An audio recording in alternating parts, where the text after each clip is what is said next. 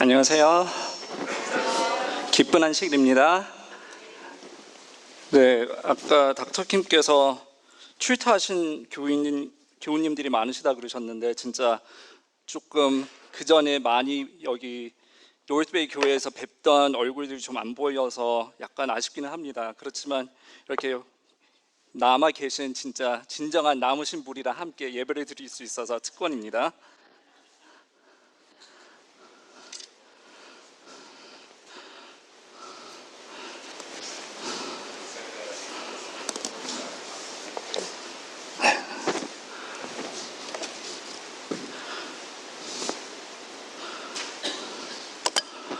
그리고 또 이렇게 매번 다시 초대를 해주시는 목사님과 또 장로님들에게 감사를 드립니다. 제가 한국말이 부족한데도 이렇게 항상 초대해 주셔서 굉장히 저에게 큰 도움이 되는 것 같습니다. 그래서 여러분들에게도 유익한 시간이 될 수 있기를 제가 기도하는 바고, 또 이렇게 저에게 좋은 이렇게 한국말을 연습할 수 있는 기회를 주신 여러분 모두들에게 또한 감사를 드립니다.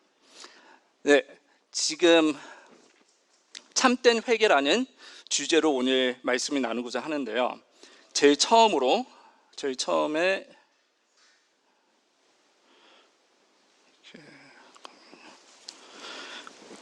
저희가 볼 구절의 말씀은 베드로후서 3장 9절의 말씀입니다. 베드로후서 3장 9절의 말씀에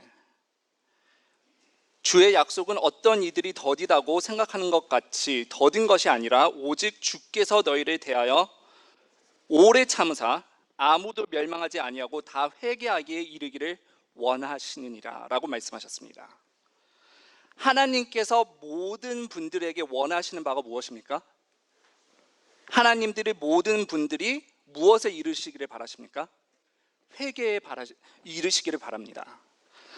하나님께서 모든 사람들에게 원하신다는 것은 굉장히 중요한 것입니까? 아닙니까?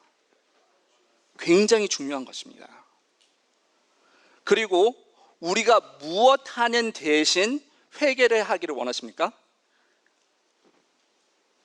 무엇 하지 아니하고 회개를 하기를 바라십니까? 멸망하지 않고. 그렇다면은 감히 저희가 무엇을 생각해 볼 수 있습니까? 회개를 한다는 것은 어디에 이르게 하는 것이라고요? 멸망의 반대는 무엇일까요? 그러면 구원에 이르게 하는 바로 그 그런 문이라고 할 수가 출구 입구라고 할 수가 있겠습니다. 다음에 마태복음 4장 17절의 말씀을 보겠습니다. 이때부터 예수께서 비로소 전파하여 이르시되 회개하라 천국이 가까이 왔느니라 하시더라. 예수님께서 말씀을 전파하시기 시작하실 때 무슨 말씀을 가지고 시작하셨습니까? 예수님은 회개의 말씀을 가지고 말씀 전파를 시작하셨습니다. 그래서 예수님께서 제일 처음 다루신 주제인 회개라는 것이 중요할까요? 안 중요할까요? 중요합니다. 그리고 여기에선 마태복음 4장 17절에서는 회개를 하면 무엇이 가까이 오게 된다고 합니까? 천국. 네, 마태복음에서 특이한 것은 하나님의 왕국이라는 단어를 대신 천국이라는 단어를 씁니다. 마태복음은 유대인 그리스도인들에게 쓰여진 복음서이기 때문에 하나님의 왕국이라는 그 단어를 쓰면은 하나님의 이름을 망령되이 일컫는 것 같아서 꼭 천국이라고 얘기를 합니다. 그래서 다른 복음서에서 하나님의 왕국이라는 표현이 나올 때에는 마태복음에서는 꼭 천국이라는 표현이 나옵니다. 그래서 우리가 만약 천국 아니면 하나님의 나라에 들어갔다고 하면은 그게 비로소 무엇일까요? 구원이겠죠. 그렇기 때문에 지금 마태복음과 베드로후서 두 군데에서 우리가 볼 것 같으면은 회개는 무엇과 친밀한 관계가 있습니까? 구원이라는 것과 친밀한 관계가 있는 것을 알 수 있습니다. 다음엔 저희가 사도행전 3장 19절의 말씀을 보겠습니다. 그러므로 너희가 회개하고 돌이켜 너희 죄 없이 함을 받으라. 이같이 하면 새롭게 되는 날이 주 앞으로부터 이를 것이요. 그래서 저희가 지금 보는 것이 무엇입니까? 예수님께서도 회개를 전파하셨고 예수님을 따르던 사도들도 회개를 전파하였습니다. 그렇다면은 회개라는 것은 분명히 중요한 것, 예수님과 그를 따르던 제자들에게 굉장히 중요했다는 것을 저희가 알 수가 있습니다.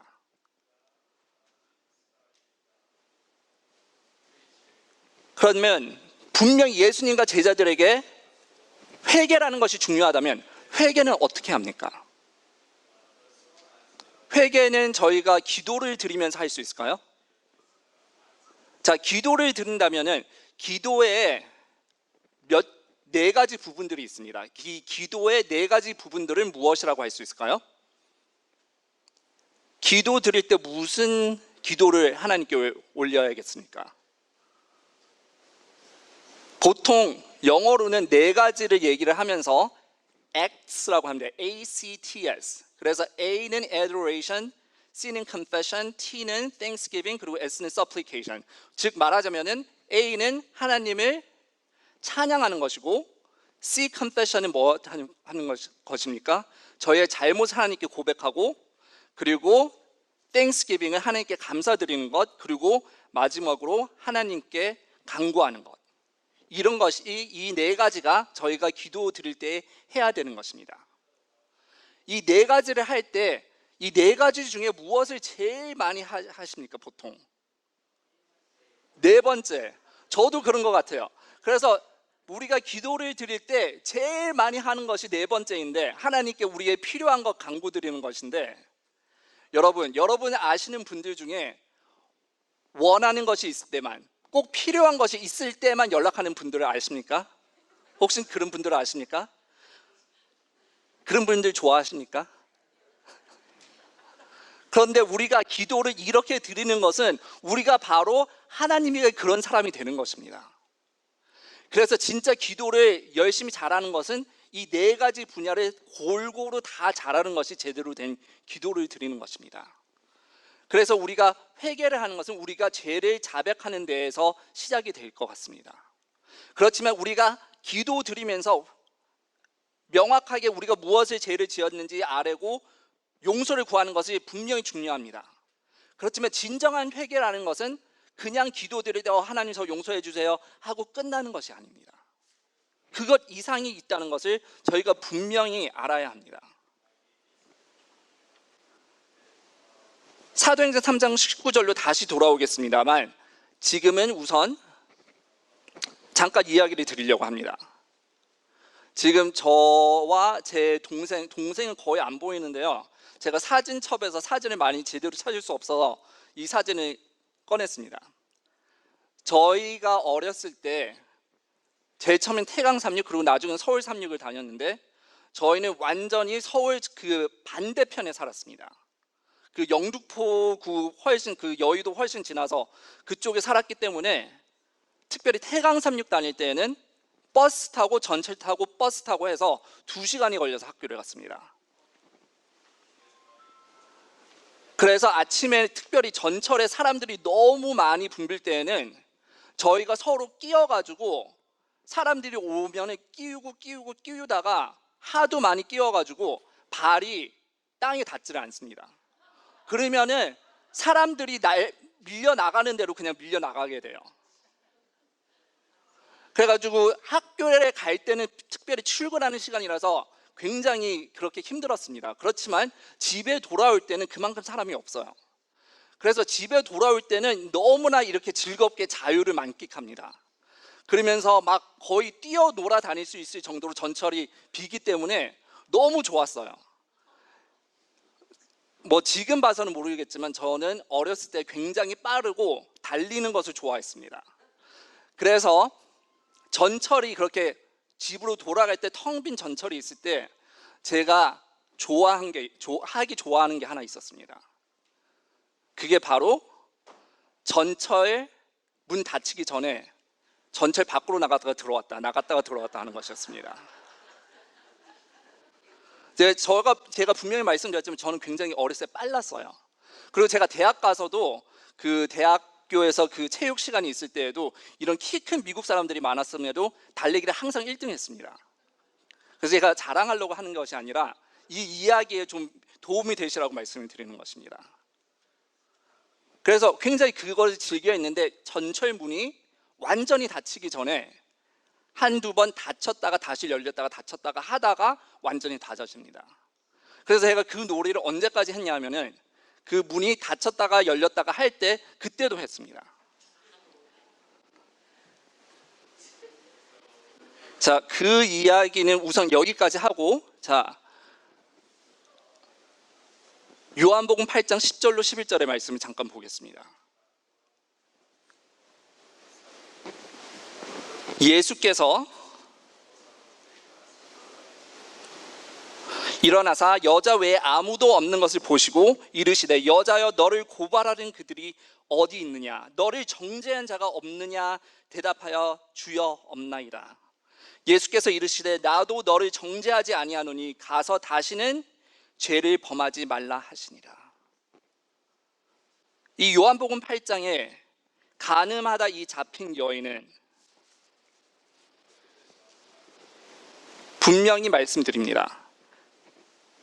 예수님께서 분명히 그에게 말씀하십니다. 가서 무엇 하지 말라고 하십니까? 죄를 다시 짓지 말라고 하시는데 왜 이것이 죄입니까? 우리가 요한복음 8장에서 이 간음하다 잡힌 여자를 봤을 때 어떻게 해서 간음이 죄인 것을 알 수 있습니까? 왜냐하면 분명히 예수님께서 이것을 죄라고 말씀을 하고 계십니다. 간음이 왜 죄인인지 저희가 알 수 있죠? 누가 말씀하신 것 같은데 10계명 몇 번째 계명입니까? 7번째 계명이 간음에 대한 계명입니다. 그러니까 예수님께서 지금 하시는 것은 무엇을 하시는 것입니까? 예수님께서는 10계명에 있는 7째 계명과 무엇을 하시는 것입니까? 동의하시는 것입니다.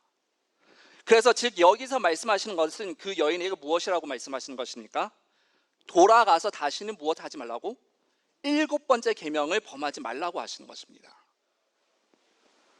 사실 많은 사람들이 기독교인이 되면, 특별히 개신교인이 되면은 우리는 법에서 해방되었기 때문에 법을 걱정할 필요가 없다 이런 생각을 많이 하는데, 분명히 지금 요한복음 8장에서 예수님께서 하시는 것은 무엇 하시는 것입니까?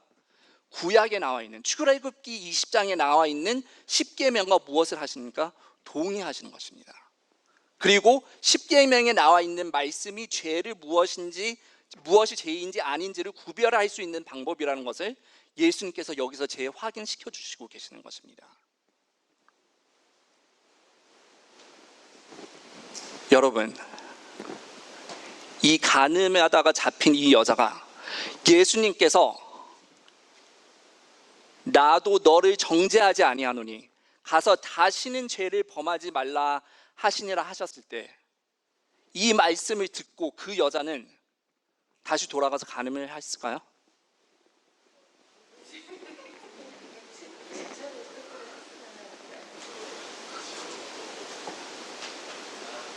저는 그렇지 않았을 것이라고 생각합니다.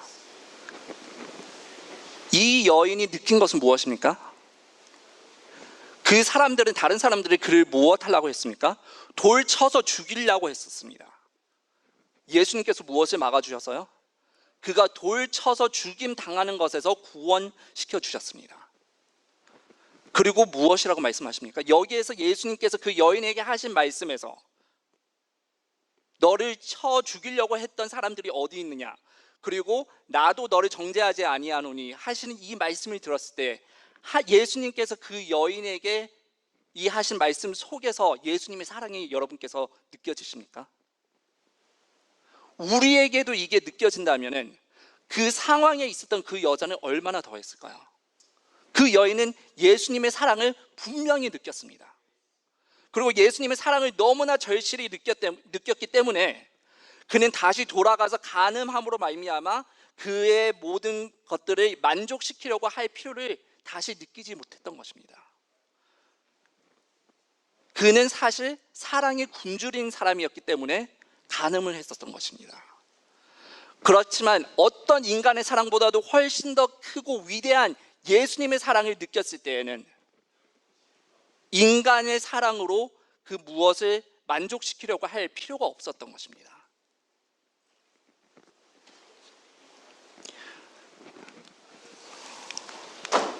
그래서 다시 사도행전 3장 19절 말씀을 돌아가 보기를 바랍니다.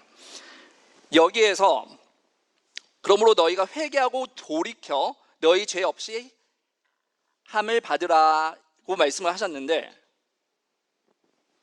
회개하고 돌이켜, 이 두 단어가 비슷하다고 생각하십니까? 회개하고 돌이킨다, 비슷한 뜻이니까 어떻게 생각하십니까? 그러신 것 같죠? 여러분들이 틀리지 않으셨습니다. 왜냐하면 지금 여기에 나오는 이 헬라어로 회개하고 돌이키라는 이 두 단어는 히브리어에서 회개하라는 단어를 번역하는 두 단어입니다. 그러니까 히브리어에서 회개하라고 했으면은 돌이켜라고도 번역을 할 수 있고 회개하라고도 번역을 할 수 있습니다. 즉, 이 구절의 말씀은 이렇게 번역해도 됩니다. 그러므로 너희가 회개하고 회개하여 너희 죄 없이 함을 받으라. 만약 국어 시간에 글짓기를 하면서 이런 식으로 글을 쓰면은 선생님은 글 잘 썼다고 하실까요? 회개하고 회개하라, 똑같은 단어 반복해서 계속 쓰면은. 그렇지만 성경에서는 이런 일들이 자주 일어납니다. 그래서 성경에서 이렇게 특별히 이렇게 바로 가까이에 반복을 한다는 것은 무슨 뜻을 가지고 있습니까? 성경은 무엇을 해야 되는 책입니까? 성경은 암송을 해야 하는, 외워야 하는 책입니다. 그래서 굉장히 중요해서 특별히 외워야 하는 곳들에서는 반복이 되어 나옵니다. 그리고 왜 외워야 하는 것입니까? 그만큼 더 중요하기 때문에, 여러분들이 말씀하신 대로. 그렇기 때문에 우리가 성경 말씀에서 계속적으로 볼 수 있는 것은 회개라는 것은 굉장히 중요하다는 것입니다. 그렇지만 이 회개하고 회개하라, 아니면 회개하고 돌이키라, 이 말씀이 두 번 나오는 것이 굉장히 큰 의미가 있습니다. 이 첫 번째 나오는 회개하라는 것은 이 정신 자체가 바뀐다는 말을 하고 있는 것입니다. 그래서 이 첫 번째 회개라고 나오는 이 단어는 우리가 만약 죄로 가고 있었다면, 죄와 그 멸망의 그 길로 우리가 가고 있었다면은 마음을 바꿔서 무엇을 해야 돼요? 죄에서 돌아버려서 반대 방향으로 가는 것을 얘기를 합니다. 그래서 첫 번째 회개하라는 것은 죄 쪽으로 가던 사람이 어떻게 해요? 방향을 바꿔서 반대 방향으로 가는 것을 얘기를 합니다. 그렇지만 저희가 죄를 그냥 그만한다고만 다 만족될 수 있는 것이 아닙니다. 진짜 진정한 회개는 그냥 죄를 그만두는 것을 얘기하는 것이 아닙니다. 우리가 죄를 그만두는 것뿐만 아니라 무엇을 해야 됩니까? 옳은 의로운 행위를 해야 됩니다. 옳은 의로운 행위는 누구에게서부터 오는 것입니까? 물론 하나님께로부터 오는 것입니다. 그렇기 때문에 회개하고 회개하라, 아니면 회개하고 돌이켜라는 두 번째 단어는 우리가 무엇하는 것, 우리가 방향을 돌렸을 때 누구로 방향을 돌리는 것을 얘기합니까? 하나님께로 방향을 돌리는 것을 말합니다. 그렇기 때문에 진정한 회개라는 것은 이런 두 가지 면이 있습니다. 우리가 죄에서부터 돌이키는 것이 아니라 우리가 돌이켰을 때 누구를 향해서 바라보는 것을 얘기합니까? 하나님을 향해 가는 것을 얘기를 하고 있습니다. 그렇기 때문에 분명히 이 두 가지가 이루어져야지만 진정한 회개라는 것을 저희가 알 수 있습니다.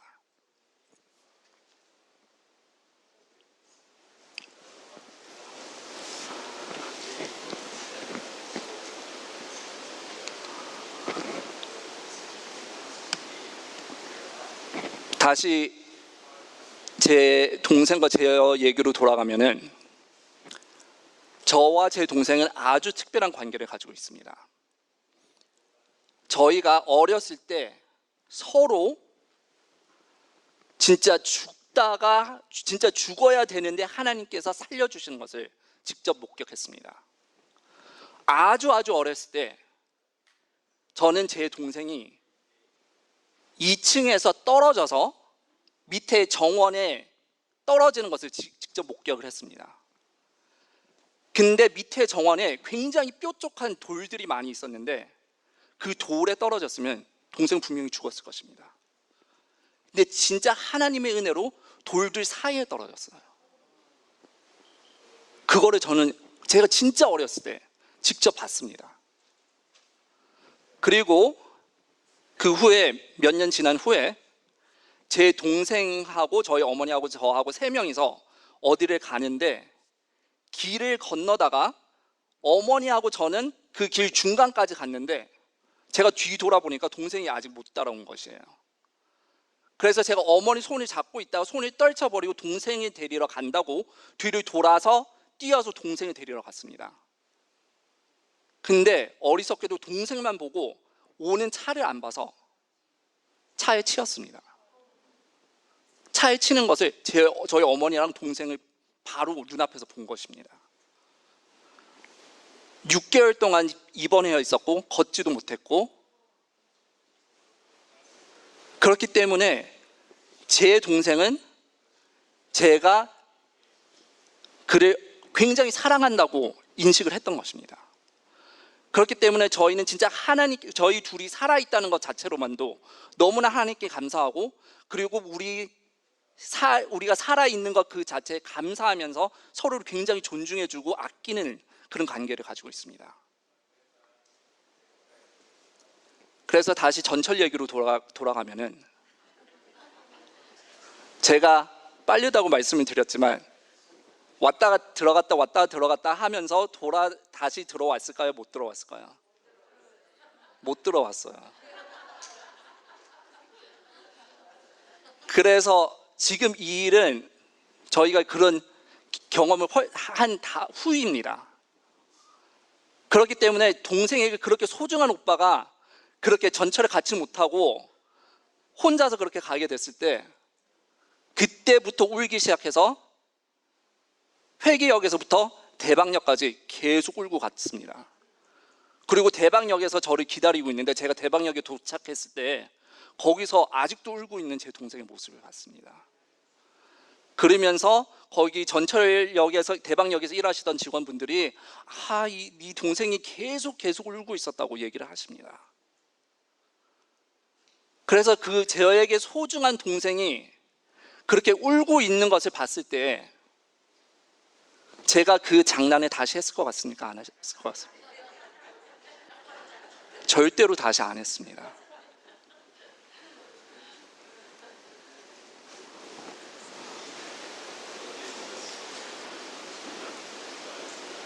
인간과 인간 사이에 있는 그 사랑을 여러분들은 분명히 느껴보셨을 것입니다. 그리고 그 사랑이 얼마나 대단한지 여러분들은 느껴보셨을 것입니다. 그리고 저도 결혼하기 전까지는 몰랐다가 결혼하고 나서 얼만큼 인간과 인간 사이의 그 사랑이 더 깊다는 것을 더욱더 많이 깨닫게 되었습니다. 그래서 PUC에 있을 때 PUC 그 체육관 뒤에 이 산을 타는 것처럼 이렇게 산 타는 벽을 만들어 놓은 것이 있습니다. 근데 학생들이 같이 그걸 하자고 하는 것입니다. 그래서 그걸 재미있게 했어요. 그리고 그때 당시는 저와 제 집사람이 서로 그냥 전화로 연락하고 있을 당시인데, 제가 영상 통화를 하면서 손에 이렇게 굳은 살 베긴 거 보여주면서 자랑했습니다. 이거 했다고. 그랬더니 집사람이 뭐라 그러는지 아십니까? 그거 절대로 하지 말라 그럽니다. 왜요?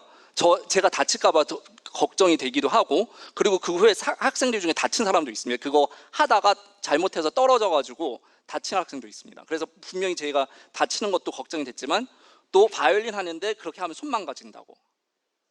그래서 사실 저는 학생들은 같이 그걸 하면서 재미있고 좋기는 했어요.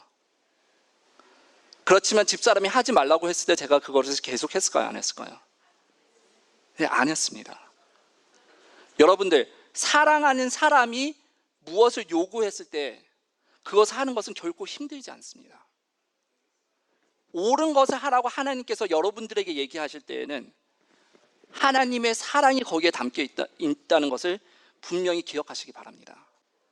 우리가 그렇게 했을 때에는 십계명이 절대로 무거운 짐이 되지 않을 것입니다. 우리가 율법으로 말미암는 의가 아닌 우리가 하나님의 사랑을 진정으로 느껴서 우리의 사랑으로 반응하는 것이 십계명을 저절로 지킬 수 있게 해주는 동기가 되는 것입니다.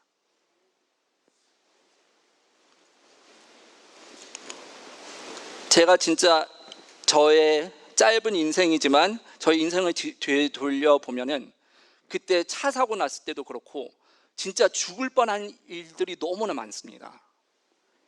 앤드루스 대학 교회에서 그때 앤드루스 그 한인 교회에서 교회를 지을 때에도 조금 짓다가 이렇게 뒤로 몇 발자국 가려고 했는데 그 뒤로 나무가 없어서 조금만 더 갔으면 완전히 떨어졌을 뻔했고, 한번 지붕 그거 뭐 건설하다가 지붕에서 거의 계속 굴러서 떨어지고 있는데 누가 잡아줘서 간신히 살고, 굉장히 막 너무나 죽을 뻔한 일이 너무나 많습니다. 근데 그런 것뿐만 아니라 또 제가 살면서 어떻게 이 문제를 해결해야 될지 모르는 일들을 또한 많이 겪었습니다. 분명 여러분들이 그런 일들을 겪으셨을 것입니다. 제가 제가 독일에 유학하고 있을 때 부모님께서 학비를 학교 구자에다가 트랜스퍼를 해주셨습니다. 그래서 분명히 부모님께 얼마 몇 유로를 이 학교에 넣어주세요 말씀을 드렸더니 부모님께서 그렇게 하셨습니다. 근데 저희 독일에 있는 저희 삼육대학에서 돈이 없다는 거예요. 그래가지고 지금 이 몇천 불 되는 돈이 뭐 글쎄요, 어떤 사람들에게는 안 클지 모르겠지만 학생인 저에게는 굉장히 크게 느껴졌던 그 돈을 어떻게 그냥 완전히 날아가 버리고 없어진 거예요. 그래서 어떻게 그 문제를 해결할 수 있을지 고민하고 기도를 드리고 아무리 생각해봐도 이거를 어떻게 해결할 수가 없는 것이에요. 그래서 그때 저에게 진짜 용기가 되었던 말씀이 에베소서 3장 20절 말씀입니다. 그래서 이 문제가 해결해지기 전까지 계속 드리면서 이 에베소서 3장 20절의 말씀을 읽고 생각을 했는데 이렇게 말씀하십니다. 우리 가운데서 역사하시는 능력대로 우리가 구하거나 생각하는 모든 것에 더 넘치도록 능히 하실이라고 성경에서는 하나님에 대해서 말씀하고 계십니다. 그래서 그때 독일에서 유학하고 있을 때 일어났던 일이 무엇이냐 하면은 한국 사람들은 성이 김씨가 많죠. 그렇기 때문에 킴이잖아요. 그래서 독일 삼육대학에 유학 왔던 저뿐만 아니라 많은 사람들이 있었는데 러시아에서 유학을 오신 분들도 많이 있으셨습니다. 근데 러시아에서 유학 오셨던 학생들 중에 한 명이 first name이 킴이었던 사람이 있었어요. 그리고 학교에서 잘못해서 그 사람 구자에다가 돈을 집어넣어 버렸던 것입니다. 그렇지만 그것이 해결될 때까지는 이 문제를 진짜 어떻게 해결해야 될지 모르고 앞이 캄캄하고 진짜 하나님께서도 이 문제를 어떻게 해주실 수 있을지 그럴 생각까지 들 정도로 힘들었습니다. 그렇지만 하나님께서 그 문제를 그렇게 해결해 주시고 봤을 때 진짜 너무나 감사한 마음이 가득 찼었습니다. 이런 경험은 한두 번이 아닙니다. 저는 진짜 살면서 하나님께서 저를 사랑하신다는 것을 너무나 많이 느꼈습니다. 여러분들도 분명히 그렇게 하셨을 것이라고 믿습니다. 그렇기 때문에 하나님께서 우리를 그렇게 사랑한다는 것을 아시는 여러분께서는 사랑으로 하나님께 반응하시기 바랍니다. 여러분들 다 아시다시피 요한복음 3장 16절에서 이렇게 말씀하십니다. 하나님께서 세상을 이처럼 사랑하사 독생자를 주셨으니 이는 그를 믿는 자마다 멸망하지 않고 영생을 얻게 하려 하심이라. 그래서 아까 봤을 때 다른 구절에서도 무엇을 말씀하셨죠? 멸망하지 않고 무엇 하라고요? 회개하라. 여기에서는 멸망하지 않고 무엇을 받는다고요? 영생을 받는다고 말씀을 하셨습니다. 그렇기 때문에 예수님께서 우리를 위해서 돌아가셔서 구원을 받게 하셨지만 우리가 진정한 회개가 없다면 하나님께서는 억지로 저희를 구원하시지 않습니다. 하나님께서는 무조건적으로 우리를 사랑하시지만 그 사랑을 제대로 받고 느낄 수 있는 것은 우리 자유의 의지에 딸려 있는 것입니다. 그렇기 때문에 우리가 진정으로 하나님의 사랑을 경험했고 그 사랑이 얼마나 달콤하고 얼마나 위대한 것을 알기 때문에 우리가 진정으로 원해서 회개하시고, 그리고 회개는 무엇이라고요? 그냥 기도 드릴 때 용서해 주세요 하고 그게 끝입니까? 무엇이라고 했죠? 악에서 돌이킬 뿐만 아니라 무엇을 하는 것입니까? 하나님 쪽으로, 하나님 방향으로 가는 것을 말합니다. 그 진정한 회개인 그 모든 과정을 여러분들이 다 느끼시고 하실 수 있게 되기를 간절히 바랍니다. 특별히 이 재림교회에서는 율법주의라는 것을 많이 저희가 듣고 손가락질을 받고 합니다. 그렇지만 요한복음 8장의 말씀으로 다시 가볼 것 같으면 무엇이에요? 율법을 지키는 것은 예수님께서 뭐 하시는 것입니까? 우리를 위해서 원하시는 것입니다. 예수님께서는 십자가에 달려서 돌아가셔서 우리를 무엇에서부터 구원해 주셨습니까? 죄에서부터 구원해 주시지 죄를 계속 짓고 있는데 구원해 주시는 것이 아닙니다. 죄에서부터 구원해 주신다는 것은 분명히 예수님의 사랑의 능력에는 무엇을 하실 수 있는 능력이 있으십니까? 우리를 변화시키실 수 있는 능력이 있으십니다. 제가 살면서 부모님의 사랑을 느끼고 제 동생의 사랑을 느끼고 이제 좀 더 나이가 들어서 제 부인과 또 저희 장모님, 장인어른의 사랑을 느끼면서 그들이 원하는 것은 어떻게 합니까? 굉장히 자발적으로, 굉장히 제가 원해서 하게 됩니다. 여러분들이 진정히 하나님의 사랑을 느끼셨다면 여러분들은 분명히 자발적으로 원해서 하나님의 계명을 따르실 것입니다. 그래서 일부러 나 이 법을 지켜야 돼, 이거 어떻게 하지, 하기 싫은데 해야 돼, 이것이 아닙니다. 그래서 다음번에 우리가 죄에 대한 유혹이 생기면은 그 십자가에 매달리셨던 예수님을 생각해 보십시오. 죄가 그만큼 심각한 것이었기 때문에 예수님께서 그 아픔을 견디시고 십자가에 매달려 돌아가신 것입니다. 다음번에 죄의 유혹이 여러분들에게 다가간다면 하늘에서 하나님 아버지께서 독생자가 십자가에서 돌아가고 계시는 것을 지켜보시고 계셨던 하나님 아버지의 아픔 또한 기억하시기 바랍니다.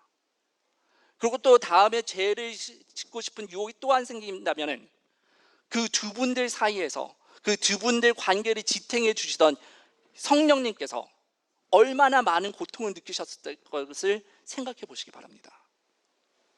저도 분명히 제 동생에게 그런 아픔을 주고 전철에서 왔다 갔다 하는 것을 그만두었듯이 여러분들도 진짜 이 죄가 하나님에게 얼마나 크고 많은 고통을 가져다 드리는지 생각을 해보신다면 저절로 죄가 싫어지실 수 있으실 거라고 믿고 있습니다.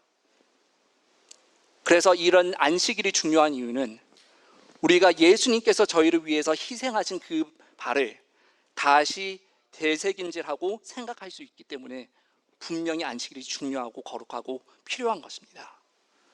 그래서 오늘 안식일, 이 안식일 지금 해 질 때까지 여러분들이 충분히 그 예수님의 십자가 매달리심을 생각하시기 바랍니다.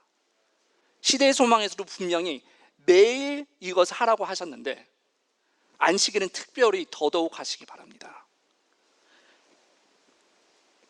제사를 지낼 때 매일 드리는 제사가 안식일에는 뭐가 됩니까? 2배가 됩니다.